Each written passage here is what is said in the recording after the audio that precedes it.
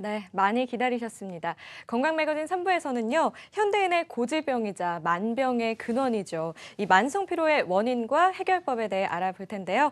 오늘 만성피로의 모든 것에 대해 알려주실 분입니다. 김경철 교수 나오셨습니다. 교수님 안녕하세요. 네, 안녕하십니까? 네, 오늘 좋은 말씀 부탁드립니다. 네. 네, 현대인들이라면 직장에서든 가정에서든 참 많은 피로에 시달리게 되는데요. 교수님, 이 피로에도 종류가 있다고요? 네, 우리가 이제 흔히 오늘 주제가 어쩌면은 지금 듣고 계시는 분들이 사실은 가장 피부로 와닿는 이제 스트레스와 만성 피로에 대한 주로 이야기를 할 텐데요. 네. 흔히 우리가 피곤은 뭐간 때문이라고 말하는 경우도 있고 잠을 못 자서라고 얘기하는 경우도 있는데 오늘 이렇게 설명이 되는 피곤 말고 오늘은 설명이 되지 않는 네. 그리고 내가 평생 숙제같이 달고 사는 그런 만성 피로 증후군에 대한 얘기를 주로 하도록 하겠습니다. 네, 이 만성피로 증후군은 어떤 증상이 나타날 때 만성피로 증후군이다 이렇게 보면 되나요? 네, 만성 피로 증후군은 만성이기 때문에 기본적으로 한 6개월 정도 이상은 이제 지속적으로 네. 일상 가운데들 끊임없이 한번 같이 보면서 얘기하겠습니다. 네. 6개월 이상 동안의 만성 피로를 이제 경험하는 것은 기본인데요. 네. 우리가 질병이 없는 상태를 이제 전제로 네. 하는 겁니다. 그래서 특별한 질병이 없는 상태에서 예를 들면 간이 나쁘거나 또는 갑상선 호르몬의 문제가 없거나 검사를 했는데도 특별한 원인을 찾지 못하면서도 지속적으로 피로가 되는데 그것이 일상을 방해하는 수준까지 이뤘을 때 뭐 약속을 못 잡는다거나 아침에 일어나서 밥을 못 한다거나 그런 일상에 방해를 주는 정도 수준의 그런 장애를 주는 수준에서 근데 충분히 쉬어도 잘 피곤이 낫지 않는 경우, 주말을 네. 지났는데도 월요일 날부터 너무 피곤한 경우, 이런 경우를 제가 통칭해서 만성 피로 증후군이라고 합니다. 네, 그러니까 특별히 아픈 곳이 없는데도 피로감이 좀 오래 지속되는 그런 경우를 만성피로 증후군이다 볼 수 있을 것 같은데요. 주위에 보면 참 이 만성피로에 시달리는 분들 많이 계십니다. 이 만성피로 증후군 앓고 있는 분들이 또 어느 정도나 되고 연령이나 성별별로 어떤 분들한테 많이 나타나는지 좀 궁금하거든요. 네, 그 연구에 의하면 이제 대한민국 국민에서 한 많게는 15% 정도, 네. 그래서 한 이제 5에서 15% 정도, 이제 한 10분의 1 정도에서 네. 심각한 만성 피로 증후군을 경험한다라고 하고요. 연령대는 사실은 특정되어 있지는 않아요. 네. 예를 들면 지금 한참 공부 중인 이제 수험생들이 가장 만성 피로를 경험할 나이고요. 또는 직장 초년생들 20대부터 시작해서 40대 주부까지 또는 50대, 60대에 이제 나이가 들어가는 과정 전 연령대에서 네. 특정되지 않고 나타나는 것이 만성 피로 증후군의 특징이라 할 수 있겠습니다. 네, 전 연령층에서 나타나는 만성피로 증후군. 그러면 이 원인에 대해서도 저희가 한번 알아보겠습니다. 뭐 특별히 만성피로를 일으키는 질병이 있는 건지 아니면 뭐 아까도 말씀하셨지만 피로는 간 때문이다라고들 많이 하는데 뭐 그런 원인인 건지 좀 궁금하거든요. 네, 우리가 흔히 이제 피곤하면은 질병을 먼저 생각합니다. 특별히 저도 이제 권고하는 것은 40대 이후가 갑작스럽게 몸에 피곤함을 느낀다 그러면 저는 항상 체중 감소가 특별히 있는 경우는 암이 있지 않나 생각을 해보라고 합니다. 그래서 네. 자기가 경험해보지 못한 피곤을 갑자기 특별히 설명이 되지 않는 상황에서 피곤을 경험하면 반드시 질병적인 요인, 대표적인 게 이제 암이고요. 네. 이렇게 심각한 질병 아니더라도 우리가 호르몬의 장애, 대표적으로 갑상선 기능 저하가 있거나 또는 당 수치가 올라갔거나 이런 내분비적인 질환들이 피곤을 가장 먼저 우리가 생각해 볼 수 있는 그런 질환들이고요. 그 외에 간 수치가 높아지는 어떤 간피로 또는 이제 결핵처럼 소모성 질환이라 그러죠. 체중 감소를 좀 동반하면서 그런 등등을 먼저 살펴보는 것이 당연히 우선순위라 할 수 있겠습니다. 이 암과 같은 질병을 좀 얘기를 해주셨는데 이 질병 외의 원인 중에도 또 만성 피로를 일으키는 원인들이 어떤 게 있나요? 네, 그래서 이제 사실 오늘은 이런 질병이 아니지만 내가 피곤한, 그래서 내가 뭔가 문제가 있을 것 같아서 병원에 가서 검진을 했는데 아무것도 없다라는 네. 얘기 듣고 또는 그것이 이제 그 사람한테는 안도감보다는 오히려 어떤 사람한테는 실망감, 뭐라도 원인을 찾아야지 네. 좀 나을 수 있는 부분들인데 이제 그런 분들한테 어쩌면 더 중요한 내용들일 수 있겠어요. 제가 기능의학적이라는 표현을 쓰는데 질병이 아니어도 내 몸이 건강하지 않은 상태를 기능 이상이라고 씁니다. 그래서 기능의학적인 입장에서 제가 세 가지로 한번 가져왔는데요. 네. 그래서 오늘 가장 많이 강조가 되는 것이 부신피로라는 개념입니다. 네. 그러니까 부신이라는 그런 조직에서 호르몬을 만들지 못하는 이것이 가장 오늘 강조점이고요. 네.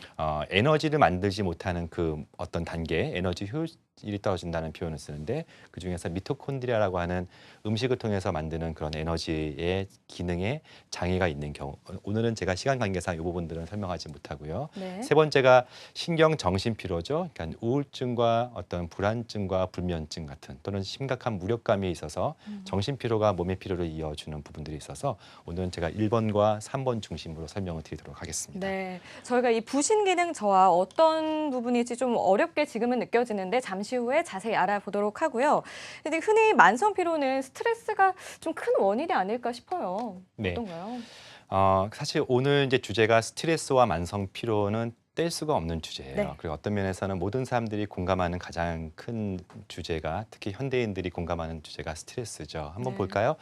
스트레스의 요인 중에서 종종 환자들한테 스트레스 받는 요인이 뭡니까? 했을 때 아무래도 젊은 사람들 중심으로는 일이 제일 많을 네, 거예요. 역시 일이고요. 그렇죠? 그다음에 이제 다양한 이제 관계들이 나오는데 크게 일과 관계, 최근에 또 특별히 재정 문제나 어떤 그런 건강상의 문제 등등이 이제 따라올 수 있다고 할 수 있겠습니다. 네, 우리 현대인들이 스트레스를 또 얼마나 받는지가 궁금한데 네, 설명해 주시죠. 재밌는 통계 한번 보여드릴게요. 네. 우리나라의 직장인들이 한번 스트레스를 나라별로 한번 비교했어요. 네, 사실 놀랍지도 않죠. 우리가 맞습니다. 네, 일본에 비해서 미국에 비해서 이제 동아시아 중에 아. 꽤 스트레스 많이 받는 나라에 비해서도 네. 한국은 95%.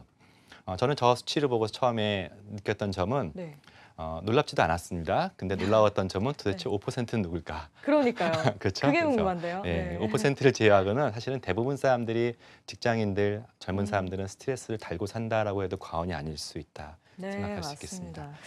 그런데 아까 뭐 연령대별로 스트레스 다 가지고 있지만 그 뭐 연령대별로 원인은 다를 수 있잖아요. 좀 알아보고 싶은데 어떤가요? 네, 이제 전 생애가 사실은 우리가 이제 스트레스의 상황이라고 할 수 있겠는데요. 한번 네. 좀 볼게요. 네.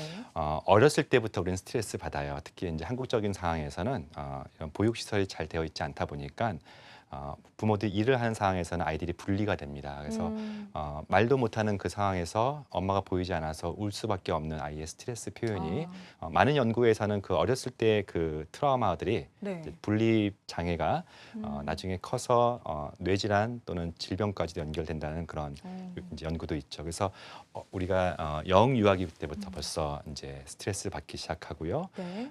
많은 아이들이 특히 이제 학원 스트레스 또는 학교 내에서 폭력까지는 아니더라도 왕따를 경험하거나 그 안에 무수한 경쟁, 특별히 네. 외모 지상주의, 특히 여자아이들은 그런 부분들 그리고 그렇죠. 네. 대학이라는 목표를 가서 달려가기 때문에 이런 학업에 대한 스트레스가 아마 대한민국 아이들은 가장 전 세계에서 많이 받지 않나 싶습니다. 네. 청년기 이제 20대를 살아가는 우리 이제 자녀들 또는 후배들은요.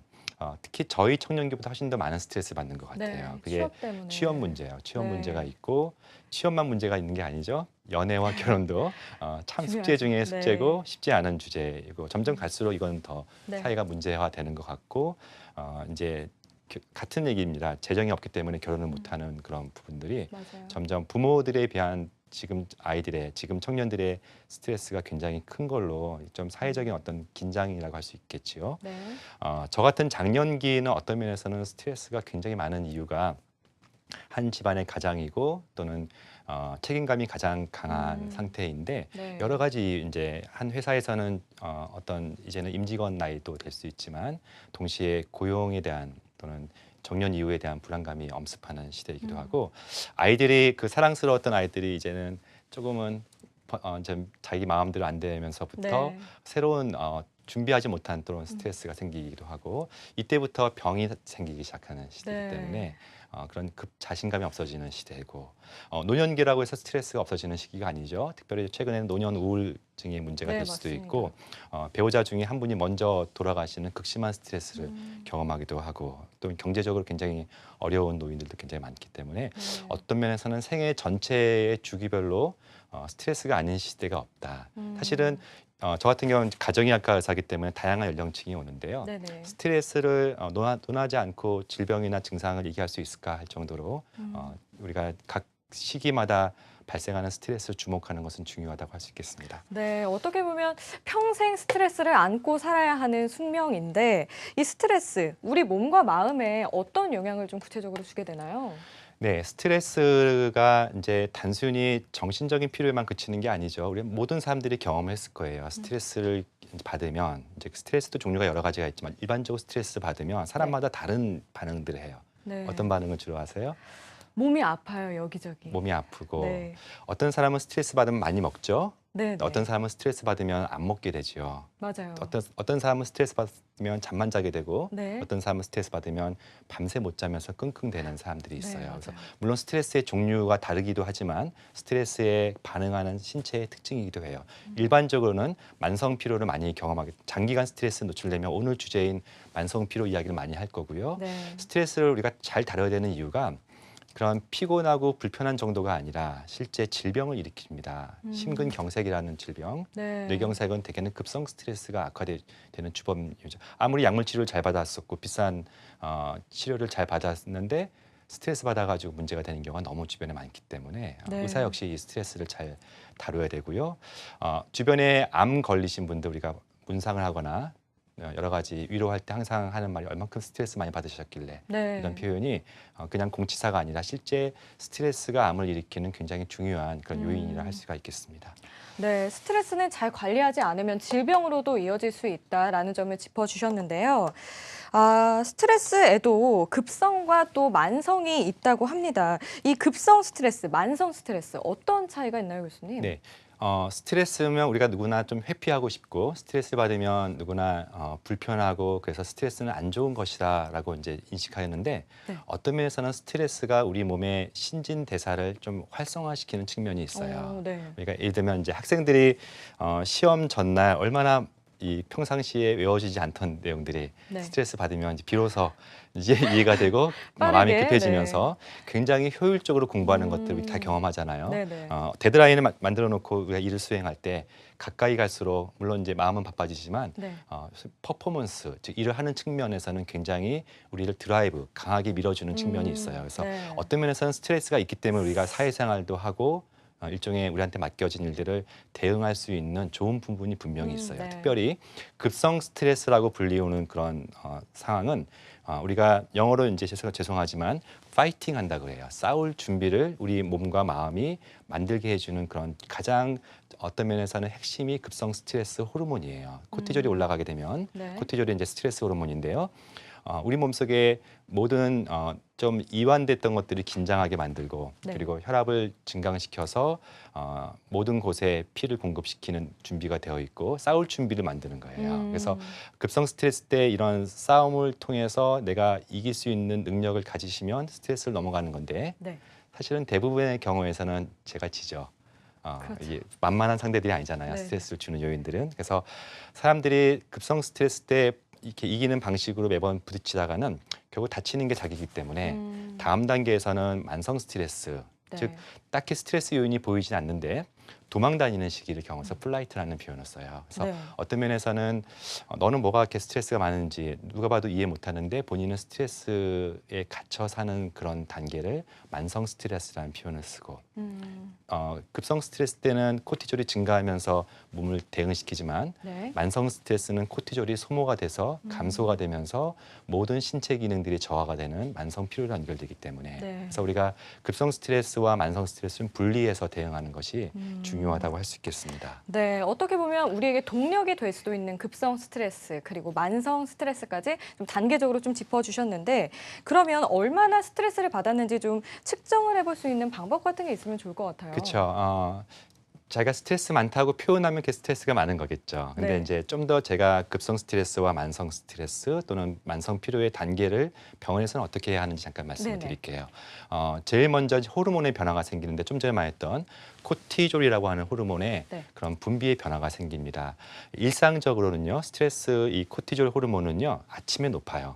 그리고 네. 점심 때 좀 떨어지고 밤에는 거의 분비가 되지 않아요. 이것은 이제 일중 변화라고 하는데요. 그래서 우리가 일상적으로 몸은 어떻게 되어 있냐면 잠을 자고 나서 아침에 일어나면은 코티졸 호르몬이 증가가 되면서 그날 해야 될 일들을 챙기게 되고 의욕이 네. 생기면서 뭔가 준비하게끔 만들고 점심 때 저녁 때 떨어지면 특별히 자기 전에 떨어져서 숙면을 취하는 게 일상적인 리듬인데요. 네네. 최근에는요. 스트레스가 시도 때도 없이 우리를 공격을 하게 되고 특별히 밤중에 잠을 안 자는 그런 여러 가지 환경들 있잖아요. 우리가 뭐 문화적인 부분들 또는 네. 그런 환경적인 부분들이 밤에 숙면을 못 취하게 만들고 그러면서 높아야 될 코티졸 호르몬이 아침에는 낮고 네. 적어서 충분히 안정감을 줘야 될 밤에는 높아져서 불면을 이루고 아침부터 의욕이 없고 밤에 불면 때문에 고생하는 그런 현대인의 전형적인 그런 모습들이 생기는데 그것을 평가하는 게 스트레스 호르몬이에요. 네. 두 번째는 우리 몸속에서 스트레스를 지속적으로 받으면 몸에 많은 변화 중에 한 가지가 자율신경이 변화가 됩니다. 자율신경이라는 것은 우리 몸속에는 세 가지 신경이 있어요. 하나가 운동신경 또는 감각신경. 이 두 가지는 대뇌, 우리의 인지 가운데서 우리의 몸을 이제 반응하거나 또는 반응시키거나 하는 그런 우리의 뇌 중심의 신경이에요. 자율신경이라는 것은 그것과 달리 척추 레벨에서 뇌와 무관하게. 그러니까 뇌와 무관하기 때문에 우리가 몰라도 네. 우리 심장은 뛰어야 되고 우리가 잠을 자더라도 소화는 시켜야 되고 자율적으로 움직이는 그런 신경들인데 네. 스트레스를 만성적으로 받다 보면 이 자율신경에 문제가 생겨요. 그래서 자율신경 중에 대표적인 게 심장이 두근거리거나 네. 또는 위가 수축이 돼서 내시경에 특별한 위험 증상이 없는데 늘 소화가 안 된다는 표현을 쓰거나 또 여성분들은 방광이 쉽게 수축되면서 자꾸 화장실을 왔다 갔다 하게 만드는 이 모든 것들이 네. 자율신경이 좀 망가진 경우예요. 그래서 스트레스 평가는 가장 병원에서 쉬운 방법 중에 하나가 이 자율신경을 간단하게 검사를 해서 네. 이 스트레스의 지표들이 있기 때문에 그것을 보고 또 그 결과로 자율신경이 망가졌는지를 보는 게 병원에서 할 수 있는 대표적인 신경 검사라고 할 수 있겠습니다. 네, 이렇게 스트레스 측정 방법까지 짚어주셨는데요. 이 스트레스가 지속돼서 피로가 풀리지 않을 경우에는 우리 몸 중에 어떤 부분이 가장 좀 먼저 반응을 하게 될지 궁금하거든요. 네, 이제 오늘 우리 분들한테 좀 어려운 한 가지 제가 개념을 좀 오늘 강조하려고 해요. 이 부분만 좀 어려우니까 잘 들어주시기 바랍니다. 네. 몸속의 장기 중에 부신이라고 있어요. 들어보신 네. 적이 있으신가요? 아니요, 전 처음 들어요. 그렇죠. 네. 생각보다 많은 사람들, 심지어 의사들도 부신이 어디 있는지 정확히 모르는 경우가 있어서 좀 강조되지 않는 장기인데요. 부신은 말 그대로 신장 옆에 있다고 해서 부신이라는 표현을 씁니다. 네. 근데 영어로 해서 죄송하지만 아드레날린이라고 하는 그런 글랜드라고 하는 표현, 그래서 호르몬 조직인데 힘과 관련된 호르몬 조직이라는 그런 학명을 가지고 있어요. 그래서 네. 이 부신에는 수질과 피질이라고 하는 그런 이중 구조가 있는데 이 특별히 피질에서 만드는 것이 호르몬이에요. 네. 호르몬이고 호르몬 중에서 우리가 대표적인 호르몬들이 남성 호르몬과 여성 호르몬도 많이 여기서 만들어지고 특별히 DHEA라고 하는 부신 호르몬이 여기서 만들어지고 네. 좀 전에 말씀드렸던 스트레스 호르몬도 여기서 만들어지고 그래서 이 부신 기능이 떨어지면 호르몬 기능이 떨어지면서 경험해보지 못한 많은 증상들이 일어나기 때문에 어떤 면에서는 이 부신 호르몬이 호르몬 중의 호르몬이다. 그래서 영어로 마더스 호르몬이라고 보통 얘기도 하게 됩니다. 이 부신이 신장 옆에 있는 그런 곳인데 이 부신은 그러면 스트레스나 자극에 대한 어떤 우리 몸의 면역 반응을 좀 조절을 하는 그런 역할을 하는 건가요? 네, 이 부신 기능은 굉장히 다양합니다. 한번 잠깐 좀 볼게요. 우리가 네. 이제 스트레스를 지속적으로 받으면 부신 기능이 떨어지고 특별히 그 중에서 호르몬이 떨어지는데 부신 기능이 떨어지면 단순히 만성 피로만 생기는 것은 아닙니다. 네. 그 중에 대표적인 게 이제 디톡스 능력이 떨어져서 예전 같으면 술을 쉽게 이겼는데 네. 이제는 잘 못 이긴다든지 어떤 약물에 대한 반응들이 좀 더 안 좋은 쪽으로 나타난다든지 나이가 들면은 기억이 떨어지죠. 그 중에 한 요인이 부신 기능이 떨어지는 부분도 좀 있어요. 기본적으로 부신 기능은요 나이가 들면 좀 감소하기 때문에 대표적인 노화 지표이고요. 염증 조절이 떨어져서 그래서 면역 기능이 떨어진다는 표현을 많이 써요. 시청자분들 중에 경험하신 것 중에 피곤하면은 입 주변에 뭐 생기는 분들, 네, 그런 분들 또는 많으실 거예요. 그렇죠. 피곤하면 스트레스 받으면 방광염이 꼭 걸리는 여성분들. 네. 그러니까 이게 다 면역 시스템인데요. 면역 시스템을 공격하는 대표적인 게 스트레스고 그 중간 단계에 부신 기능이 떨어지는 부분도 있다는 것을 말씀드리고요. 네. 나이가 들면은 체중이 느는데 근육은 빠지면서 체지방이 늘죠. 네. 그 중에 한 가지가 또 부신 기능 저하의 한 모습도 있지요. 생각보다 이 부신이라는 게 우리 몸에 여러 곳에 참 영향을 끼치는데요. 그러면 좀 대표적으로 어떤 증상이 나타날 때 부신 기능이 저하됐다 이렇게 좀 보면 될까요? 네, 그래서 지금 이제 들으시는 증상 중에 해당되시는 게 있는지 한번 좀 체크해 볼까요?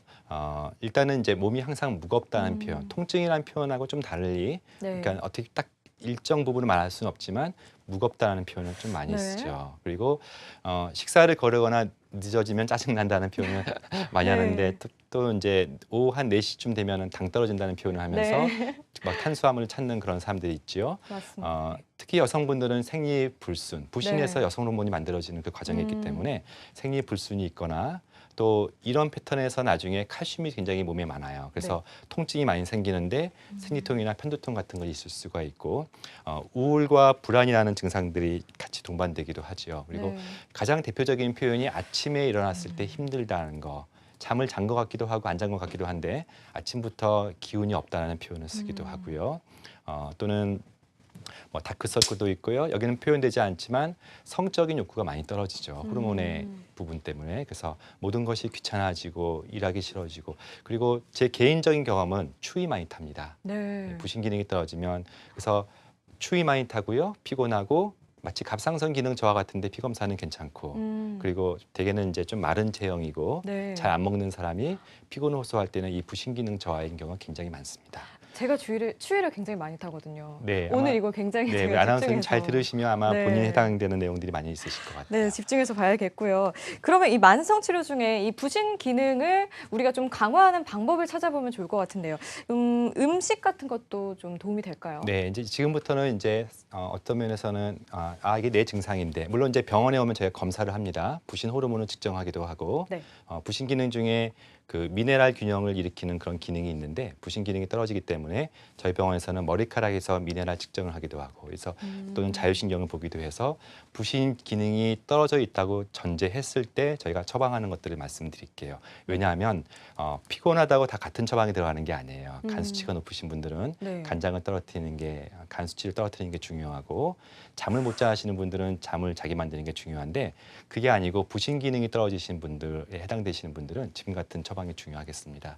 네. 일반적으로요 부신 영양제라는 게 있습니다. 아마도 홍삼, 인삼을 먹어보지 않은 대한민국 국민은 네, 없을 거예요. 굉장히 흔하죠. 건강약이죠. 그러나 이 홍삼, 인삼의 모든 사람들이 좋다고 표현은 안 했을 거예요. 어떤 사람은 잘 맞는 사람이 있고 어떤 사람은 맞아요. 잘 맞지 않는 사람이 있을 거예요. 일반적으로 부신 기능 저하가 있을 때 대표적인 부신 영양제인 홍삼, 인삼이 잘 듣습니다. 그래서 열이 많거나 또는 체형이 뚱뚱해서 홍삼이 안 맞는 사람은 부신 기능 저하가 아닐 가능성이 역으로 네. 반대로 좀 마른 체형이면서 추위 타시는 분들이 피곤을 호소할 때는 이 홍삼, 인삼이 잘 맞아왔을 거예요. 이게 부신 기능을 강화시켜 주는 게 있고요. 네. 기타 이제 한약을 많이 먹어서 부신 기능을 올려주기 때문에 보통 피로할 때 찾는 곳이 한약이 그 중에서 감초 성분 또는 당귀 또는 홍경천 이런 것들이 이제 부신 기능을 강화시켜 주기도 하고요. 네. 저희 쪽에서는 부신 추출물들을 직접 줍니다. 마치 갑상선 기능이 떨어졌을 때 갑상선 호르몬을 주는 것처럼 부신 추출물을 통해서 호르몬의 여러 가지 성분들을 같이 주기도 하고요. 특별히 부신 호르몬 중에 가장 유명한 호르몬이 이 DHEA라는 호르몬이 있어요. 그래서 네. 이 호르몬을 직접 공급을 하면 상당 부분이 좋아지는 경험들을 많이 하죠. DHEA 같은 경우는 먹는 건가요? 아니면 뭐? 네, DHA는 먹는 겁니다. 근데 네. 이제 국내에서는 이게 그 건강 관련된 법상 유통이 좀 쉽지가 않아서 보통은 미국이나 또는 유럽 같은 데서 여행 다니실 때 흔히 사오는 것 중에 하나가 이 DHEA인데 제가 여성한테는 좀 제한해서 먹으라고 합니다. 몸속에서 남성 호르몬으로 전환될 수가 있기 때문에 네. 여드름이나 이런 게 있을 수 있기 때문에 여성한테는 한 25ml 정도, 남성한테는 한 50ml 정도는 먹을 수 있다. 이것도 물론 DHA가 떨어져 있는 부신 기능 저하일 때 제가 처방을 하게 됩니다. 네, 일단은 정확한 상태를 좀 파악하고 그쵸. 영양제를 네. 맞는 걸 선택하는 게 굉장히 중요할 것 같습니다. 또 음식 외에 부신 기능을 좀 강화할 네, 수 있는 좀 더 방법이 음식을 잠깐 좀 얘기하면요. 네. 그 탄수화물이 굉장히 우리 일상 가운데 많이 노출이 되죠. 부신 기능 저하 환자들 중에 특징적으로 자세히 들어보면 탄수화물밖에 안 먹는 분들이 많아요. 네, 면이나 빵. 네. 뭐. 왜냐하면은요, 아까 부신 기능 저하의 증상 중에 하나가 당 떨어진다는 표현을 써요. 네네. 그러니까 빠른 시간 내에 에너지를 올리는 대표적인 음식물이 탄수화물 그 중에서 물에 잘 녹는 쉽게 녹는 단당류들이에요. 그러니까 커피를 먹더라도 좀 더 설탕을 넣어서 먹는다거나 네네. 또는 뭐 면 종류나 빵 종류나 이런 것들은 조금만 먹어도 헛배가 불러요. 에너지가 상승된 느낌이 들기 때문에 오랜 시간 동안 탄수화물 중심으로 먹어왔었을 거예요. 근데 부신도 호르몬이기 때문에 호르몬의 일종의 소스, 공급처가 되는 것은 고기와 단백질 같은 그런 동물성 또는 식물성 단백질이거든요. 지방이거든요. 그래서 네. 기본적으로 풍부한 고기와 풍부한 단백질, 특별히 계란이나 이런 그런 콜레스테롤을 높일 수 있는 소스를 먹지 않고서는 기본적으로 부신 기능을 좋아지는 데는 무리가 있어요. 네. 특히 여성들 중에서 적게 먹는 것을 선호하는 또는 몸매 유지를 선호하시는 분들이 필연적으로 추위 타고 피곤하다고 하면 네. 그 부신이 벌써 망가져 있다는 것을 감안해서 탄수화물은 제한하고 단백질과 지방은 늘리는 방식으로 저희가 식사하는 것이 필수입니다. 왜냐하면 네. 평생 이런 부신 영양제로 버틸 수가 있는 게 아니라 생활 습관을 바꾸는 것이 중요하기 때문에 그렇습니다.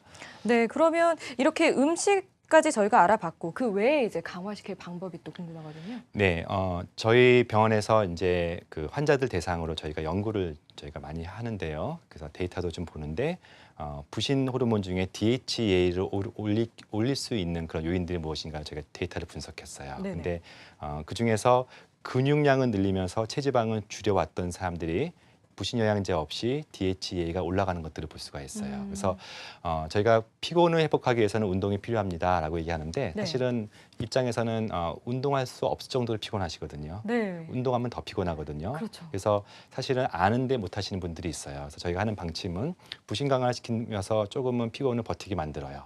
그리고 많은 영양 섭취를 하면서 뿐만 아니라 비타민들을 먹으면서 조금은 버티는데 생활 습관 중에 핵심이 운동이거든요. 네. 그중에서 근육량 증가거든요. 그래서 궁극적으로 이 악순환을 탈출시키는 것은 저희가 도와주지만 유지시키는 것은 근육 운동을 통해서 유지시키는 게 제일 중요하겠다. 무엇보다 가장 근원적인 원인인 스트레스를 제거하는 그런 삶의 습관. 그래서 지금부터는 스트레스를 제거하는 것들에 대해서 좀 같이 말씀드리고자 합니다. 네, 일단 몸을 회복을 시키고 그 이후에는 운동으로 근육량을 증가시켜주는 게 중요하다라는 말씀 해주셨는데 이 흔히들 몸과 마음이 편하면 스트레스를 잘 이겨낼 수 있다 이렇게 얘기를 하는데 그러면 아까 스트레스 호르몬을 얘기해 주셨지만 이번에는 좀 우리 몸에 흐르는 호르몬 중에 마음을 좀 편안하게 해주는 그런 호르몬도 있을까요? 네, 결국 이제 몸과 마음을 저희가 같이 접근해야 되기 때문에 네네. 이제 두 번째로 정신 피로 중에 핵심인 세로토닌에 대해서 네, 말씀을 드릴게요. 세로토닌. 세로토닌은 비교적 많이 알려져 있는 호르몬이죠. 이제 우울증과 관련돼서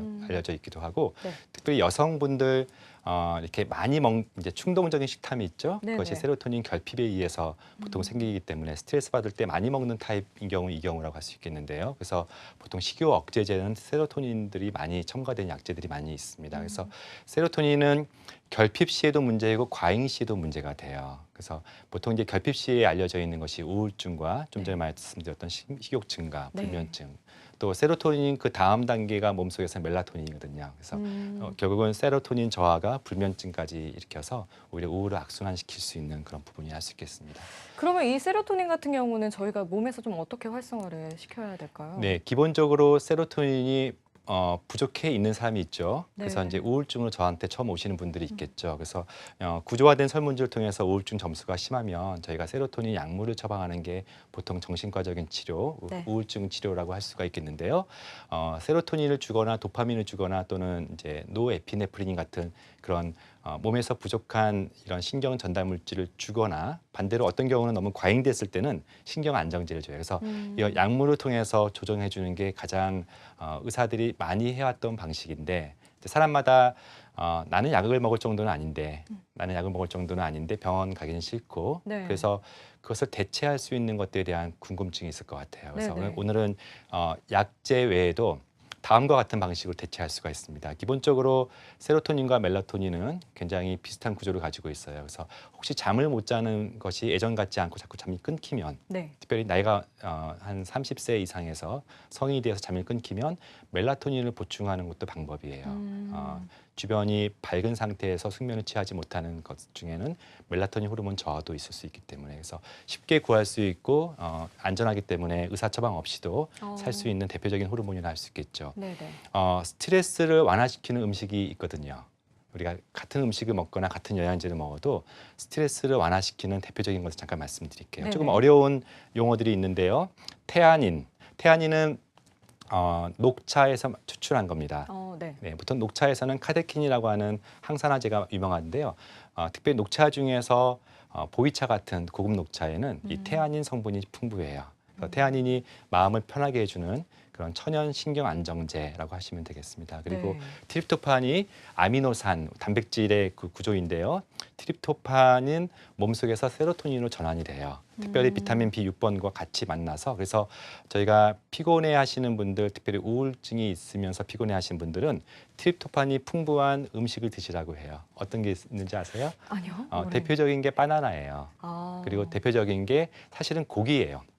우리가 고기를 많이 먹어야 되는 이유 중에 하나가 고기에서 아미노산이라고 하는 단백질 분해 중에 대표적인 게 트립토판이거든요. 그래서 기본적으로 고기를 많이 먹어야 몸속에서 저런 영양소들이 증가되기 때문에 고기가 있고요. 네. 또 너트 종류 있죠? 거기도 네네. 트립토판이 풍부합니다. 그래서 그런 음식들을 좀 챙겨 드시는 것도 한 가지 방법이고 또는 이런 것들도 이제 영양제도 많이 나와 있기 때문에 그런 수면 영양제를 구입해서 드시는 것도 한 가지 방법이라 할 수 있겠습니다. 네. 이 비타민 B6 같은 경우에는 좀 네. 어떻게 저희가 섭취할 수 있나요? 비타민 B6도 공급원이 주로 고기예요. 고기예요. 네. 굉장히 반가운 얘기가 아닐까 네. 싶어요. 고기 저는 많이 고기를 먹고 많이 싶잖아요. 먹기를 원합니다. 네, 굉장히 반가운 소식이고요. 그래서 이렇게 세로토닌을 활성화시킬 수 있는 약물 그리고 영양제를 말씀을 해주셨는데 약물이 아닌 뭐 다른 방법도 있을까요? 네, 이제 세로토닌을 증가시키는 것과 관련해서 많은 연구들이 사실 있습니다. 그래서 일상적으로 할 수 있는 것이 대표적인 게 최근에 강조가 되는 것이 햇볕쬐기잖아요. 네. 비타민 D를 합성을 하든지 아니면 보충하는 것이 세로토닌을 증가한다는 연구들이 많이 있고요. 일반적으로 스트레스 때문에 세로토닌이 감소가 되는 거기 때문에 스트레스를 제거하는 삶의 자기만의 노하우, 그중에서 웃음이나 격려나 칭찬이나 충분한 잠을 유도하는 것들이 세로토닌을 증가하는 거고 말씀드렸던 것처럼 균형 잡힌 식사, 특별히 너무 지나치게 탄수화물 중심으로 먹지 말고 단백질과 지방을 골고루 먹는 것이 정말 네. 중요하다 할 수 있는데 이게 왜 문제가 되냐면요. 현대인들은 먹고 싶은 것만 먹어도 살 수 있는 충분한 환경이 돼 있어요. 냉장고가 있고 또 자기가 먹고 싶은 가공식품을 얼마든지 구할 수 있기 때문에 네. 예전처럼 이렇게 어쩔 수 없이 먹어야 되는 것들을 안 먹게 되는 그런 것 때문에 심각한 불균형이 오게 되기 때문에 다시 한번 균형 잡힌 식사는 강의합니다. 창의적인 활동이나 특별히 명상, 네.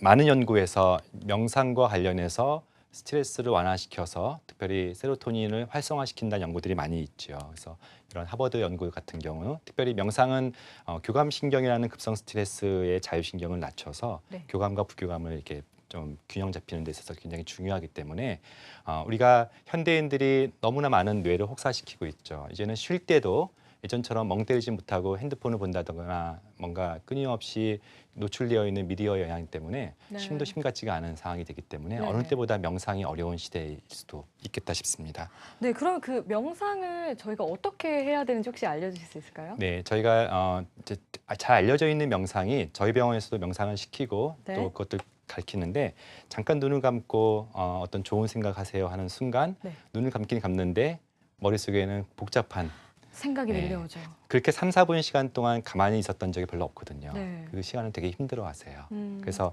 저희가 뭐 가장 이상적인 명상은 이제 비우고 채우는 건데 네. 그게 쉽지 않으신 분들한테는 호흡에 집중하라고 얘기를 해요. 그래서 네. 478이라는 것도 역시 하버드 팀에서 나오긴 했는데 제가 해보니까 너무 좀 어렵더라고요. 한번 해볼까요? 네네. 이 478 호흡은 4초간 들이쉬고 7초간 참고 8초간 내쉬는 것을 말하는데 네. 해보니까 특별히 교감신경 우세처럼 완벽주의 사람들은 그것도 세고 있어요. 네. 그래서 7초간 숨을 쉬고 안 쉬고 있는 것이 힘든데도 불구하고 이게 긴장이 더 되는 경우가 있어요. 그게 네. 아니라 최대한 숨을 천천히 들이쉬고 네. 네, 최대한 들이쉬고요. 참아보는 거예요. 네. 힘들지 않을 정도로 참고 네. 그다음에 온몸을 좀 힘드니까 온몸을 다해서 후 네. 내쉬는 거예요. 시청자분들도 같이 네. 한번 해보시면 좋을 것 같아요. 다시 한번요. 우리가 충분히 최대한 숨을 들이쉴 네. 수 만큼 숨을 들이쉬고 네. 잠깐 좀 참아볼게요. 잠깐 숨을 참으면서 참았다가 좀 힘들게 만드는 거예요. 네. 그리고 나서 최대한 힘드니까 하고 내쉬는 거예요. 네. 자, 주무시기 전이거나 또는 너무나 이렇게 스트레스를 급하게 받았을 때 우리가 머릿속에서 너무나 많은 생각들이 혼란스러울 때 이것을 하게 되면은요.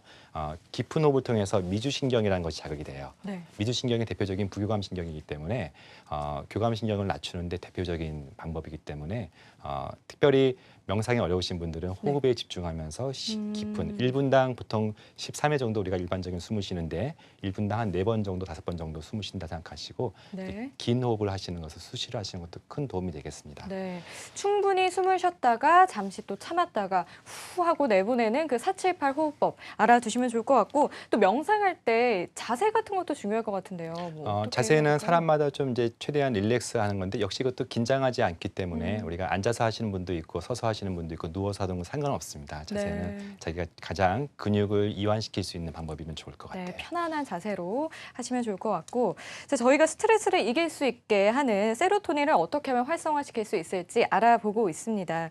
그런데 흔히 이제 음악을 들으면 마음이 차분해진다 이렇게 얘기들 많이 하는데 음악 치료도 도움이 확실히 되나요? 네, 이제 저희 병원도 사실은 이 부분을 이제 적용하고 있는데요. 우리가 음악을 들으면 일반적으로 기분이 좋고 자신이 특별히 좋아하는 음악이 있을 때 많이 이제 이완되는 경험을 하시죠. 네.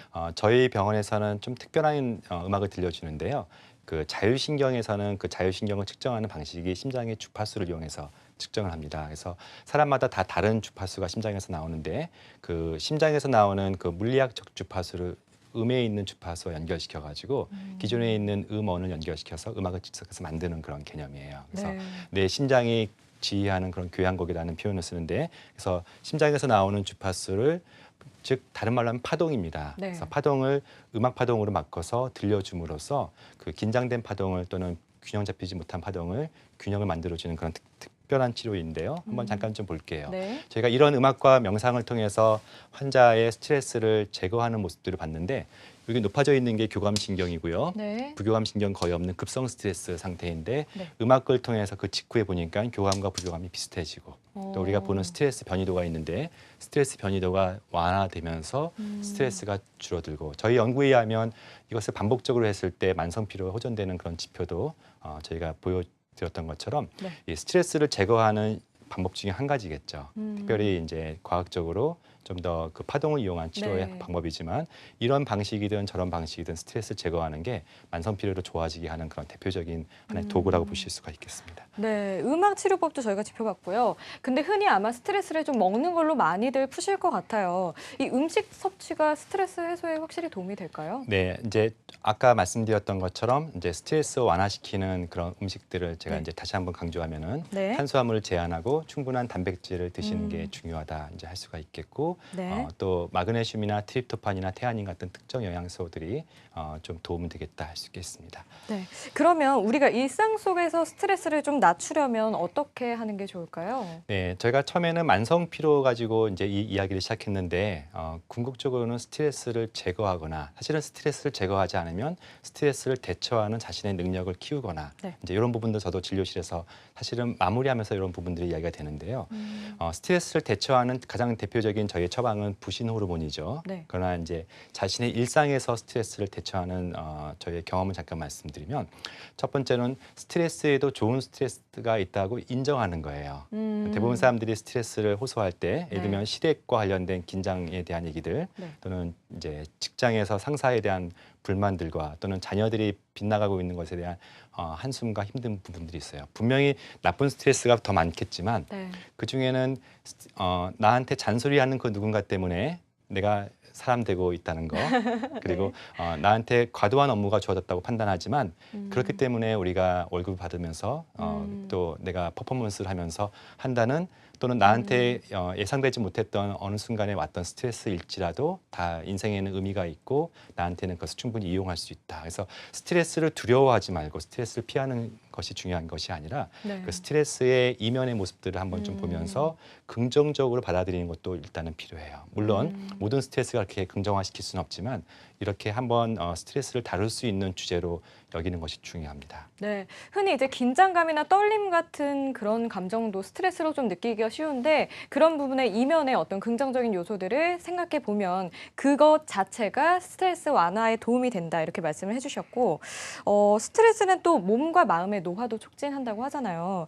이 스트레스를 덜 받으면 확실히 좀 젊어질 수 네. 있을까요? 좀 더 제가 스트레스에 대한 이야기를 좀 하게 되면 네네. 이제 특별히 긴장과 이완의 반복을 잘하는 게 중요해요. 우리가 늘상 긴장되어 있거나 늘상 이완돼서 어떤 사람은 교감신경 늘상 우세형이고 어떤 사람은 부교감신경이 늘상 우세한 경우가 이제 긴장과 이완의 어떤 리듬을 타지 못하는 사람들이에요. 그래서 스트레스가 많은 것은 어쩔 수 없는 경우가 많아요. 네. 일상 가운데. 그럼 반드시 거기에 대응하는 이완이 필요하다는 것을 제가 강조했던 부분이어서 저는 이제 하루 중에 점심시간에 잠깐 이완시키는 법, 네. 그리고 밤에 잠을 자는 것은 굉장히 좋은 이완의 기회인데 그때도 핸드폰 보고 있거나 그때도 이렇게 잘 쉬지 못하는 것은 반성할 부분들인 것 같아요. 일주일 단위로, 한 달 단위로, 1년 단위로 반드시 이완을 위해서 자신을 쉬는 건데 중요하고요. 두 가지만 좀 더 강조하면 스트레스가 우리가 많은 사람들하고 제가 종종 상담을 하다 보면은 스트레스 요인이 한 가지일까요? 여러 가지일까요? 많을까요? 복합적일 것 같아요. 정말 스트레스가 많은 사람은 한 가지예요. 어. 무슨 얘기냐면 일 가운데 스트레스 받았는데 집에 가서도 그 스트레스가 남아있는 거예요. 이어지는 네. 거예요. 삶이 멍한 거예요. 음. 급격한 어떤 인간관계 속에서 갇혀 있는 사람들은 일을 해도 그것 때문에 힘든 거예요. 그만큼 그래서 스트레스가 무섭고 스트레스에 이렇게 자꾸 넘어지는 거여서 진짜 스트레스는 그 더 스트레스, 그 하나의 스트레스인데 네. 제가 종종 그 사람들한테는 그 스트레스를 분산시켜라. 무슨 얘기냐면 일을 하지 않아서 집에 있는 순간 네. 다른 스트레스가 있어야 돼요. 자녀들을 챙겨야 되는 스트레스가 있고요. 전화하지 못했던 부모님한테 전화해서 챙겨야 되는 일상 가운데 다른 스트레스가 있는 거예요. 네. 그 큰 스트레스 때문에 그것을 못 챙기다 보면은 그 스트레스가 더 커지는 것밖에 안 되기 때문에 네. 일상 가운데 내가 해야 될 사람으로서 해야 될 여러 가지들을 동시에 뭐 스트레스일 수도 있지만 하다 보면 그 큰 스트레스는 하나의 스트레스로 축소가 되는 경향이 있기 때문에 네. 결코 그 스트레스 하나로 남겨두지 말라라고 얘기하고요. 음. 마지막으로 많은 경우에 스트레스를 가장 크게 받는 이유 중에 하나가 억울해서예요. 억울해서 네. 나한테 왜 이렇게 많이 떨어져? 그 사람은 나한테 왜 그렇게 말해? 네. 억울하고 원통하고 원망스럽고. 원망스럽고 네. 이것이 스트레스의 본연의 그 값치보다 훨씬 더 크게 받아서 힘들어하는 부분이 있기 때문에 제가 종종 어떻게 나한테 그럴 수가 라고 말하지 말고 하나만 바꿔서 그럴 수도라는 표현을 써요.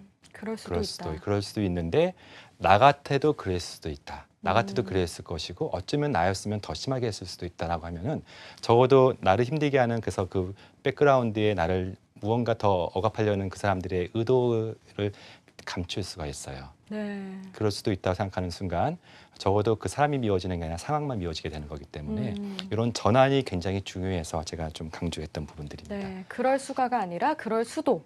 이렇게 네. 바꿔서 생각하시는 거 도움이 될 것 같고요. 또 이 노화 방지를 위해서 스트레스를 완화하는 것도 중요할 텐데 어떻게 하면 좋을까요? 네, 제가 이제 안티에이징 센터라는 이름을 걸고 진료를 하다 보면 사람들이 안티에이징이 뭡니까 했을 때 저는 한마디로 안티에이징 해피에이징이라고 얘기합니다. 해피에이징. 해피에이징. 저한테 오시는 대부분 사람들이 40대 이후예요. 네. 이 방송을 보시는 분들도 40대 이후에 어떤 면에서는 인생의 정상까지 올라갔거나 산을 통해서 말하면 하산을 이제 준비해야 되는 단계인데 사실은 하산 단계에서 더 많은 사고들이 생기고 예상치 못했던 어려움들이 생기기 때문에 네. 제가 40대 이후에 저한테 오시는 분들한테는 하산을 하는 그 과정 속에서는 등산하는 과정과는 다른 마음과 다른 시간으로 걸으셔야 된다고 얘기를 해요. 그래서 즉 이제는 목표가 성공이 아니라 이제는 행복을 통해서 인생을 통합하는 시기라고 말씀드리기 때문에 네. 반드시 내가 행복의 조건이 두 가지가 있겠죠. 첫 번째는 가장 가까운 사람들하고 화평이에요. 네. 집안에서 어려움이 있으면 사실은 성공에도 의미가 없죠. 그리고 가장 가까운 동료들과 갈등이 있으면 그 직장 자체는 스트레스밖에 남는 것이 없겠죠. 그래서 가장 가까운 사람한테 화평을 하기 위해서 노력하고 우선순위를 두고 회피하지 말고 도전하는 것이 제일 중요하고요. 많은 사람들 특히 한국 사회에서는 성공이라는 것이 신화처럼 되어 있기 때문에 네. 그 욕심 사실은 그 정도까지 아니어도 되는데 또는 그 가운데서 비교하면서 맞아요. 그래서 이 부분들에 대해서 사실은 정신적으로 어떤 정리가 되어 있지 않으면 지금까지 했던 모든 이야기들 만성피로 얘기는 다시 또 반복될 겁니다. 그래서 인생을 성공이 아니라 행복이라는 목표를 두고서 실제 노력하는 것이 중요하다는 것을 다시 한번 강조합니다. 네. 우리가 현대사회를 살면서 가까운 사람을 먼저 잘 챙기는 게 굉장히 어렵거든요. 그것부터 회복하는 게 중요할 것 같다라는 생각이 들고요. 또 하나 질문을 드릴게요. 이제 2017학년도 대학 수학능력 시험이 한 달 앞으로 다가왔습니다. 수능일이 임박할수록 우리 수험생들 정신적, 육체적 스트레스 굉장히 클 거고요. 아무래도 지금 굉장히 불안하지 않을까 싶은데 이 수험생들이 스트레스와 만성피로 이겨낼 수 있는 방법 있을까요?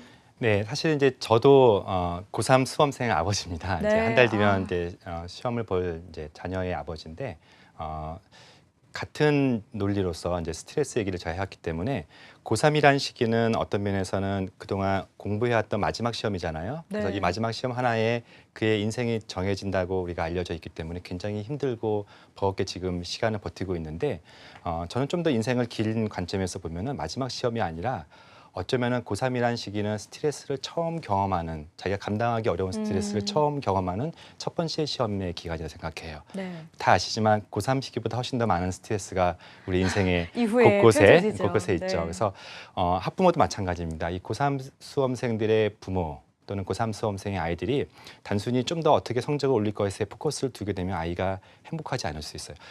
이 인생 첫 번째 스트레스를 아이가 어떻게 극복하는지 그리고 어떻게 그것을 가지고 노는지까지 좀 더 우리가 포커스를 두면 그래서 점수를 올리는 것 못지않게 이 스트레스를 어떻게 다루고 극복하고 그것을 이기는 것을 이 시간에 굉장히 좋은 기회거든요. 네. 그래서 남은 한 달 기간 동안에 극심한 스트레스 아이한테 있겠지만 마찬가지 가족한테 있겠지만 이 같은 원리로서 더 중요한 인생의 스트레스를 극복하는 그런 과제를 아이와 함께 첫 번째 하는 그런 관점에서 이 기간을 보면은 이제 얼마 안 남았어요. 한 달밖에 네. 안 남았기 때문에 그동안 못했던 많은 대화를 하시고 아이한테 이 스트레스를 잘 극복하게 넘어갈 수 있도록 좀 많이 격려해 주시고 또 특별히 집에 보이지 않는 가장들이 네. 와서 아이를 섬기고 도와주는 그런 좋은 기회로 삼았으면 네. 좋겠다고 생각하게 됩니다. 네.